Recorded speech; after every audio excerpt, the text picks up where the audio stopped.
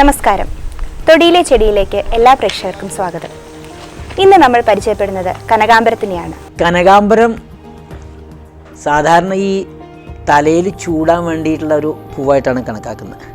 പക്ഷെ അതിന് അത്ഭുതമായിട്ടുള്ള ചില ഔഷധപ്രയോഗങ്ങളുണ്ട്. സിമ്പിളാണ്. ഇനി ഇപ്പോൾ ഉദാഹരണമായിട്ട് ഈ കാല് വിള്ളുന്നതിന് ഈ കനകാംബരത്തിൻ്റെ പൂവ് അരച്ചിട്ട് ഈ വെണ്ണയിൽ അരച്ചിട്ട് പരട്ടിക്കഴിഞ്ഞാൽ കാല് വിള്ളൽ മാറും. പിന്നെ ഈ കനകാംബരത്തിൻ്റെ ഇല ചതച്ചിട്ട് അത് ഈ പല്ല് തേക്കുമ്പോൾ തേച്ച് കഴിഞ്ഞാൽ മോണരോഗങ്ങൾ കുറയും. പിന്നെ ഈ പല്ലുവേദനയുള്ള ആൾക്കാർ ഈ കനകാംബരത്തിൻ്റെ ഇല ഇങ്ങനെ ചവച്ചരച്ച് തുപ്പിക്കഴിഞ്ഞാൽ പല്ലുവേദന മാറും. പിന്നെ ഇത് ഈ അരോമാ തെറാപ്പിക്ക് കുറേശ്ശെ ഉപയോഗിക്കുന്നതാണ്.